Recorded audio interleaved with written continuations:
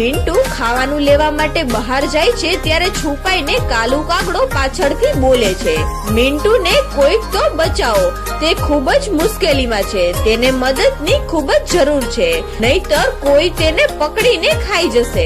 આવું બોલીને કાલુ કાગડો ઝાડની પાછળ છુપાઈ જાય છે. પિંકી આ સાંભળીને ઘરની બહાર આવે છે. પિંકી બોલી, બહાર તો કોઈ નથી, એવું કોણ બોલ્યું હશે અને તેની વાત સાચી નીકળી તો શું થશે?